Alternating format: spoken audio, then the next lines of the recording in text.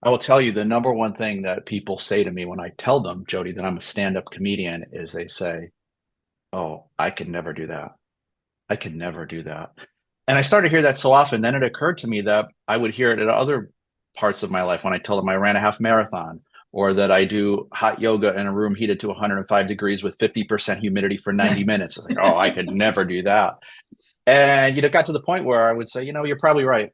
If you say you can't do something, you probably can't do it. So why try? Yeah. Because you have all your it's a really big hurdle to overcome when you don't believe you can do something. So I think part of my message in my keynote talk is we have to turn those I can't do that moments into I can do that moments.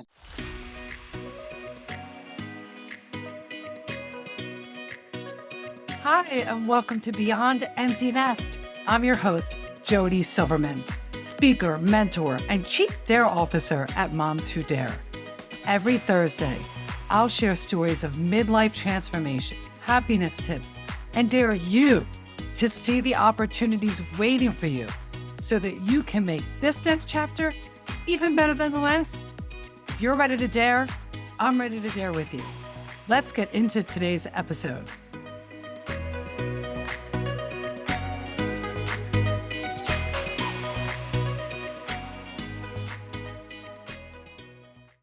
Hey, everybody, we are in for a surprise here on Beyond Empty Nest because every once in a while, I stumble upon an amazing empty nest dad who's going to share their perspective on stepping out of your comfort zone and daring to new things and, how maybe the empty nest is affecting the dads of the world because we're so mom focused here. And today I have the perfect guest to share with you. Tim Conniff is a clean comedian and keynote speaker living in Doylestown, Pennsylvania, my backyard, lucky me. His keynote talk, Your Comfort Zone is No Joke, uses clean comedy to challenge audience members to get out of their comfort zone and do challenging things. And Tim is here to talk to us just about that exact topic, that your comfort zone is no joke. So welcome to Beyond Empty Nest, Tim. Oh, thank you, Jody. It's great to be here. I appreciate it. Yeah, I love it. I actually, fun fact for the audience is, I stumbled upon meeting you on LinkedIn. Right. And there was a Yeah. post about your comedy and a little bit of your story was in that post. You shared it. I'm like, oh, I got to have this dad on my show because, we focus so Yes. much on the mom, but, empty nest affects dads and moms are not the only ones that we want to dare to step out of the comfort zone. And when I read your story, I mean, you're really, really daring and you really are stepping out. So I'm excited for you to share a little Thank bit you. of your story with everybody here today because your day job is not comedy. No, my day job, I am a just a boring sales director for a large pharma company, and it's been great. I've been doing it for over 25 years now. Very rewarding career. Get to help a lot of people, a lot of patients get better, and it keeps me busy, and I really very appreciative of that career as well. Well, yeah, and that's what one of the things, one of the many things I love about your story is, I get to interview so many people, and I love when I meet like the sales professional at Big Pharma, and then I meet the engineer, the civil engineer, and yet what they dare to do on their off time is it seems to be completely unrelated, and yet there's creativity within your professional life that I'm sure you bring to this. But so share a little bit. Well, first of all, tell everybody, how old are your kids? Because you are an empty nest dad. Yeah, with it, well, in a few days. Yeah, so my youngest son is 18. He'll be graduating high school shortly, so that we're very excited for him. And my oldest is 22. He's in the workforce, apartment, car, all the adulting things that you would want from your Mhm. child. So that's great. So yeah, we will be officially empty nesters in the next. But once your kids turn, Oh, once they start driving, you're essentially an empty nester because you that's never it. see them And again. I just shared that on a Yeah, video on a live Zoom event with my mom, Sudera. I'm like, for me, as far as I'm concerned, empty nest starts when they get their driver's license. yeah, it really does. That's the Yeah. first sign Yeah. of When you have to independence. stop driving them to practice and games and all that other stuff, it's a new world. Yeah, it's the first glimpse of, okay, I'm not necessarily needed to do that task anymore. Right. I Yeah. know. So you That's have a what ton of times on your hand and you become a stand-up comedian. That's the way it works. Yeah. there you go. And so let's talk about that, because it was at the age of 51 that you Hmm. embarked on this new hobby. And so tell everybody, take us through your story, because we all love a Okay. good story, and this is good. How did it begin for you? How did you get the comedy itch? Well, listen, I could go way back in time here to college. I could say I've been doing stand up for over 30 years. And here's how I can say that. My first foray into stand up happened during college. I went to the University of Scranton. I was a communication major. And day one of Speech Comm 101, the professor came in and said, we're going to get right into it. I want to bring you up in groups of three, and you have to come up in front of the class and talk about yourselves for 1 to 2 minutes. And I was like, I got this. Right. And by the time I would position myself third, so I'd be the headliner and just walk off to great fanfare.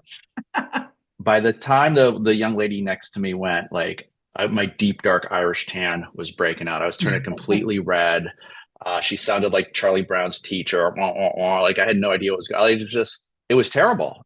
For 1 to 2 minutes, I stared at my foot, and I got off to a really bad start. Then a few weeks later, she gave us another interesting assignment. This time was to go out of our comfort zone and come back and give a talk about it. And I was a broke college kid. Like skydiving was certainly out of the question. So I happened to see in the Philadelphia Inquirer that there was an ad for an open mic at Comedy Works down in Center City, Philadelphia. So I thought I really need to redeem my terrible start in this class. So jumped in my car, drove 2.5 hours, waited in line with 30 other comics, and my number got called. And I got up on stage, and for 5 minutes, I told jokes to drunk Philadelphians. I Oh did. my And I God. got laughs. Yeah. You were like 18 years old? Yeah, probably like 18, 19, something like that. Yeah. Yeah. Oh my God. That's daring. Yeah. I'm like, my heart's Yeah. racing for fear. You've already done it, and I'm already like nervous for you. So, and drunk Uh-huh. Philadelphians, that would be right. That would be right. Yeah. Yeah. The worst kind. Yeah. Oh my God. So how did that go? It was good. I got laughs. I actually got a lot of laughs, and I can't remember one joke I told. I wanted to record it, but I left my phone at home attached to my mom's wall in her kitchen, Yeah, yeah, and I had one of those with a cord and everything. with the cord, yeah. So it wouldn't reach Philadelphia, so I couldn't record it. But it went really good, and I came back, and then a few days later, I gave the talk in class. The professor was floored because no one had ever tied in public speaking to this assignment before, and I got an A, and the rest was history. Yeah, You should have gotten an yeah, A just because you dared to do stand up. yeah. Well, that probably had a lot to do with it, You but think? Wow. yeah, I think so. But then, so people say, well, what happened next? Did HBO call? Did you get on Comedy Central? The answer is no, I didn't. For the next 30 years, I did absolutely nothing with it. I became a husband, a dad, a coach, got busy selling pills, for a pharmaceutical company, Yeah. of course.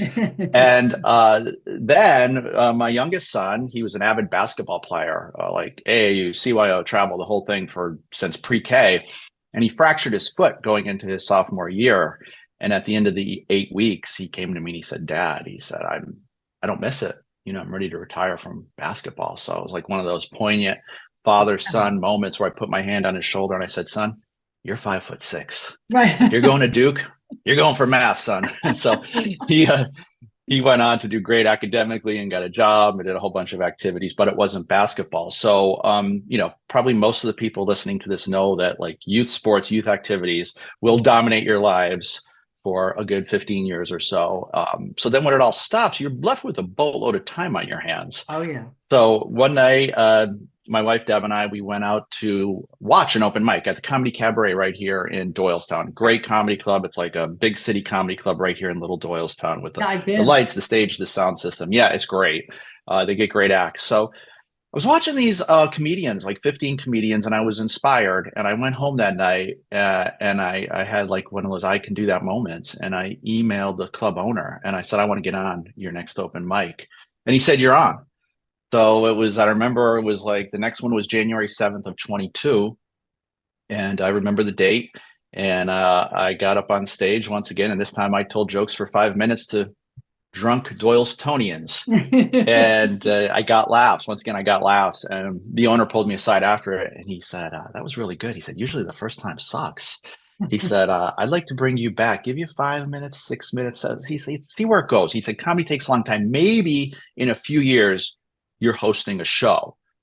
And then one thing led to another, and I started to meet all these, headliners who tour around the country, and they said, "Oh, you're funny, you're clean, you're professional. I could use you. I do shows in Jersey at wineries. I have a theater show in Delaware." And one thing led to another, and that first year, it wasn't even a full year. I had almost 70 paid gigs, and I was the weekly host within 6 months at the Comedy Cabaret in Doylestown. And in my second year, I went on to do over 100 shows. Wow.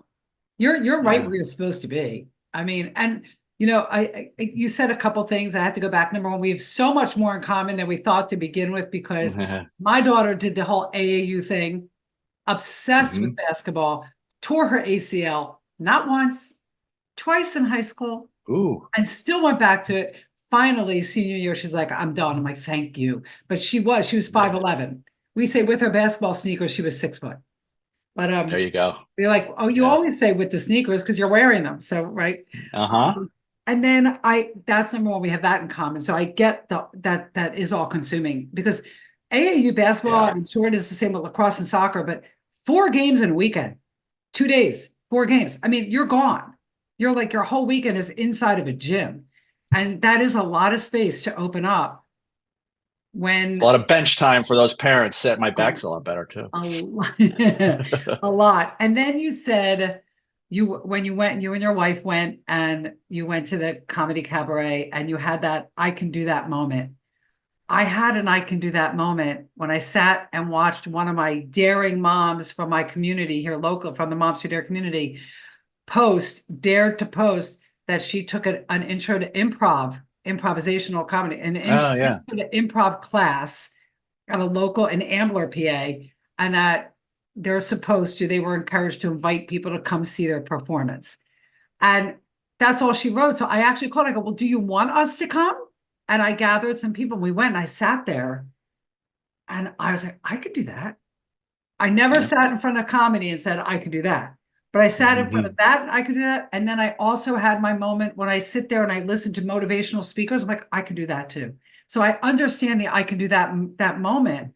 And I think there's a lot of people listening to this that have had the I can do that moment, but didn't pay attention to it. Kind of pushed it aside. Yeah. Say, what do you Well, mean? Like, what is that thought? No way. Who am I? I will tell you the number one thing that people say to me when I tell them, Jody, that I'm a stand-up comedian is they say, "Oh, I could never do that. I could never do that." And I started to hear that so often, then it occurred to me that I would hear it at other parts of my life when I tell them I ran a half marathon, or that I do hot yoga in a room heated to 105 degrees with 50% humidity for 90 minutes. It's like, oh, I could never do that. And it got to the point where I would say, you're probably right. If you say you can't do something, you probably can't do it. So why try? Yeah. Because you have all your it's a really big hurdle to overcome when you don't believe you can do something. So I think part of my message in my keynote talk is we have to turn those I can't do that moments into I can do that moments. It's the believe and trust. And it's, you know what? And it's asking yourself that question when you hear that, oh my God, look what he's doing. I could never do that. Is that really true? Is it true? I mean, I don't want to do stand-up comedy. I believe, and I know it's very hard. It is hard. Hard doesn't mean you can't. Mm-hmm. And hard doesn't mean I couldn't get up there and do it and try and maybe be okay with it. I prefer improv. I prefer the Yeah. less perfectionist part of improv, the not practicing part of improv and just receiving. And yet I tried my hand at a comedy, a class through my improv instructor Yeah. offered a stand-up comedy class. And I did it and I wrote something and I performed it. And I was so uncomfortable and I was so out of my comfort zone. And yet I tried it and I felt pretty proud of myself. And for Good me, for you. so to take your I can't moment, try it anyway. I was scared. I was scared. Yeah. I was very uncomfortable. And people who know me are like, you're funny. Or that there's something about like being funny in the moment and then being funny on purpose, like intentionally funny. Yeah. It's Yeah. And different. usually it's the improv people say I can never do stand up, and the stand up people say I can never do Yeah. improv. But I've taken an improv class. It's fun. I just prefer stand up. Yeah, so it's what you prefer, but I like how you say, take your I can't do that moment, make it an I can. And here's the beauty of it. Like, you're like, I can do that. And you got up there and you did it. And you did it. And I thought, well, maybe I can do that. And I tried it. I did it. But I'm like, you know what? I enjoy this better. So it's a Yeah, yeah, win-win. No matter what, it's a win-win. And I figure we're in our 50s. yeah, So what if people don't laugh at me? So what? yeah, yeah. Right. You'll So live. what? Yeah, yeah. Really? I've told Laugh a at lot of yourself. jokes that didn't get laughs. I'm still alive. Yeah, Yeah, I know. Look at that. And you're doing, I mean, I didn't want to gloss over this, but I mean, you're doing over 100 shows a year now. And you're still yeah, working full time in pharma. yeah, yeah. What do So your it's kids think yeah. about what you do? Tim, I Well, want to know what your kids think about what you're doing. Because I well, want they to hear. both seen me perform, and they laughed. They are there's a good chunk of my set about my kids. They give me a lot of fodder. Yes, So yeah, so but it's like it's my dad, So like, this is what my dad does. So they must be yeah. so proud. I mean, look, and you're modeling. I tell my moms this all the time. I'll tell all parents, your kids are always watching you, even when they're far Yeah. away and they're in their own world. They're watching you. I mean, they're watching you. The lessons you're teaching them about, embracing fear and doing it anyway, and flipping Hmm. those, I don't think I can do that moment. And I love your response to people when they say, I could never do that. I could never do that. And I used to say, I could never run a marathon. Well, I couldn't now because my knee won't let me. But Right. years ago, I could have. I didn't want to. Like Right. there's a Yeah. difference. There's Yeah. a difference. We can do anything we put our minds to. So I Right. like that. But I like that your kids watch you, and I can't I think they must be proud, and they do. Our kids give us a lot of material. Oh yeah, well sometimes I'll run a joke by my wife, and like most of the time she's like, not funny. And then I'll run it by like my son when he was 16 at the time when I started, and if he laughed and he thought it was good, he had like a probably an 80-90% hit rate that it was going to work. So yeah, There you go. That's good to have. yeah. So you pose a nice question to people when you talk about your keynote which is your comfort zone is no joke. Um, Hmm. talk a little bit about that title for us. Like, Well, it's so the talk itself, it starts out with clean stand-up comedy. I've done this in churches, I've done this for big corporations, I've done it for Rotary groups, for the whole gamut. And it starts out with clean stand-up comedy, anywhere from 5, 10, 15 minutes, however, long they want the speech to be.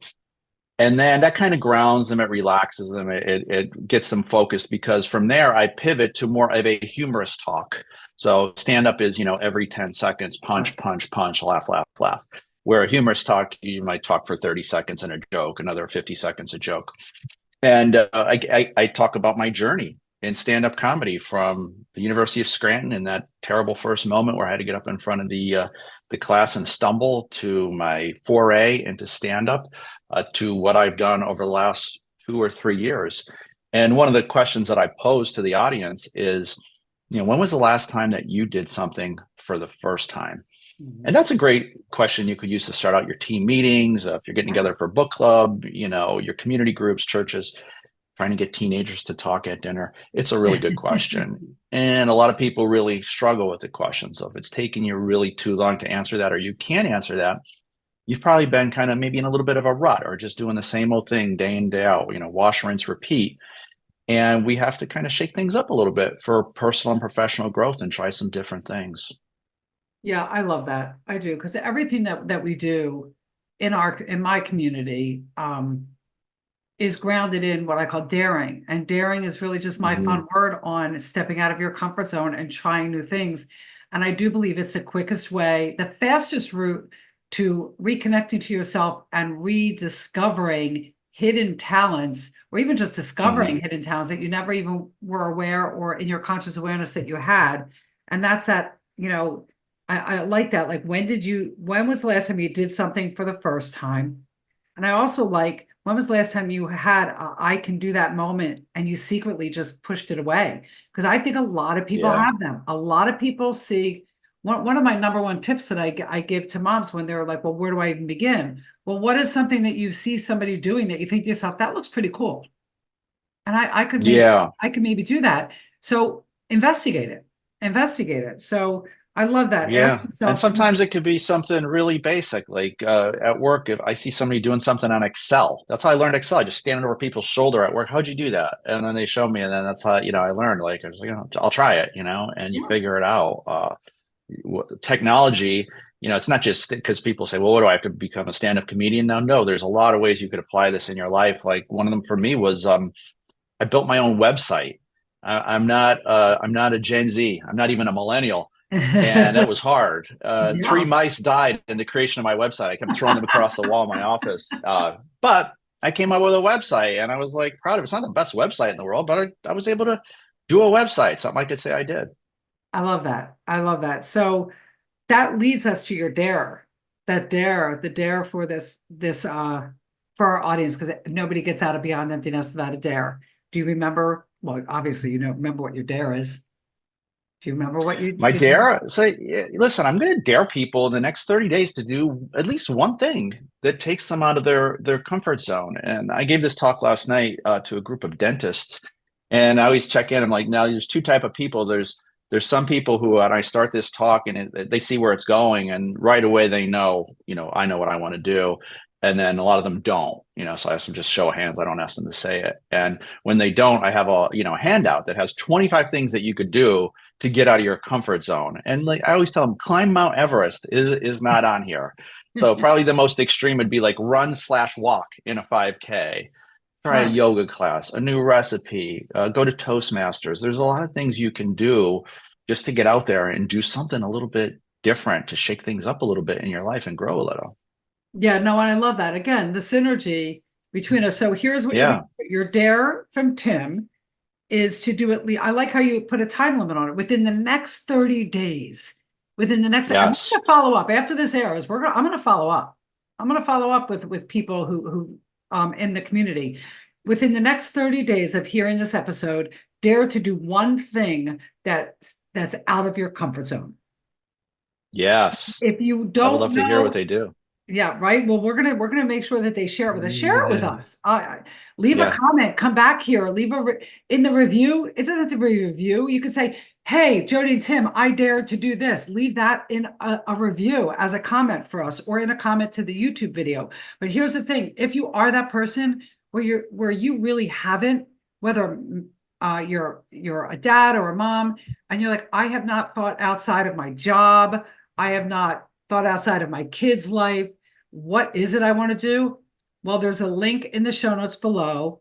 And when you click that link, Tim will make sure that you get a copy of his PDF of 25 things you can do to get out of your comfort zone. And again, it's not going to be skydiving. And what I always say is if you Yeah. want to skydive and you live local to me, I'll hold the camera. I'll dare to hold. No, that's very generous of you. Yeah. I will dare to hold the camera for you, but I am not jumping out of that airplane. So yeah, so in the show notes below, click it, grab the 25 things, and just start small. Pick one thing, close your eyes and point on the list. And whatever your finger point, and grab a wing friend, grab a wingman, a wingwoman, somebody to do it with Hmm. you. You don't have to do this alone if it's too Yeah. daunting. But definitely within the next 30 days, do one thing to step out of your comfort zone and think back about a time that you might have had that, I think I could do that moment. And then find out how you can do it. Because I mean, comedy, come on. You can do your I can do moment. If I can get up on stage and do public speaking, you can do. And actually, a big dare for me is to go to Toastmasters, and I'm going to actually declare that that's out of my comfort zone. I don't know why, but I'm going to do. I do know why, but I wrote it down that my dare. I'm going to figure it out. Wow. That's a good one.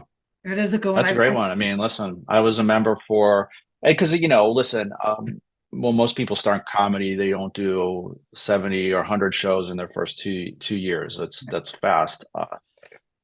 My mentor who owns the comedy club, Andy Scarpati, said, coming into it, I had 10 years of Toastmasters and corporate experience. So stage presence, eye contact, vocal variety, like the communication skills that you bring to it. There's joke writing, there's communication skills, there's crowd work. There's a lot of different subset of skills in stand-up comedy. And I think I was teed up for some of them because of my prior history and things that I had done. Yeah, and I love the public speaking. I'm a motivational speaker and I love to do it. And I know that Toastmasters has been suggested to me over the years. And since I'm sitting here with you and you're daring us, it's going to be my dare. I'm going to figure out I'm when I go daring to the you. next meeting. You are. You'll be So glad. You'll be glad you did it. Yeah. if I can do it, you can do it, everybody listening. So, Uh, Tim, thank you so much for sharing your story. I love your story. And again, so much thank synergy. you. Good luck to your 18-year-old. Congrats on your youngest graduating high school. It's a big deal. And Yeah, it is. yeah, I look forward to sitting down again. We'll meet up again on Beyond Empty Nest because we'll share some more dares that we end up doing together. But listen, everybody, you know what the goal and the mission is of each of my episodes. I really know that there is one thing from every single guest that I sit with that was said or suggested that can change everything for you. What was it from this conversation with Tim? What was it that is moving you into action? We want to know. Again, if you listen to us on podcast platforms and you can write a review, the review can just be sharing your dare with us. We have a YouTube channel. Drop it in the comments. You can email me, whatever. I'll make sure Tim hears and finds out what you dare to do. But definitely dare to step out of your comfort zone, try new things. Click the link in the show notes to get the list of 25 dares you can see how you can step out of your comfort zone from Tim. And then don't forget that next week, there'll be another new episode of Beyond Empty Nest. And as I always say, dare on.